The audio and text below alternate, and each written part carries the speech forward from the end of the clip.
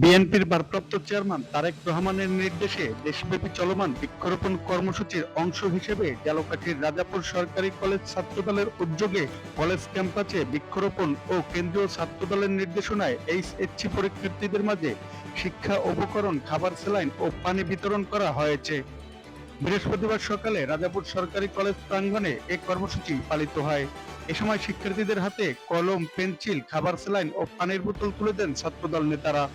কর্মসূচিতে উপস্থিত ছিলেন রাজাপুর উপজেলা ছাত্রদলের যুগ্ম আহ্বায়ক মোহাম্মদ তরিকুল ইসলাম মন, রাজাপুর উপজেলা ছাত্রদলের সদস্য সচিব ফরহাদ রনি, রাজাপুর সরকারি কলেজ ছাত্রদলের সাবেক আহ্বায়ক শাহিনওয়াজ তুহিন, সাবেক সিনিয়র যুগ্ম সাধারণ সম্পাদক আবু নাইম, কলেজ ছাত্রদলের সভাপতি শাহরিয়ার শিকদার, সাধারণ সম্পাদক সাইফুল ইসলাম রাকিব, যুগ্ম সাধারণ সম্পাদক আনন্দ, সাংগঠনিক সম্পাদক মুসা হাসান রাকিন।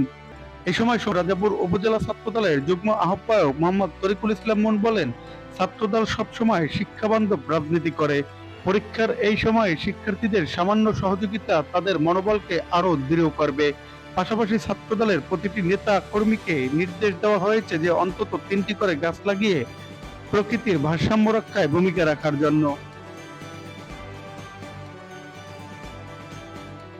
তারেক রহমানের দেশ গঠনের পূর্ণরেখা বাস্তবায়নে কেন্দ্রীয় সংসদ ছাত্রদলের নির্দেশে, জেলা ছাত্রদলের নির্দেশে রাজাপুর সরকারি কলেজ ছাত্রদল বৃক্ষরোপণ কর্মসূচির আয়োজন করেছে।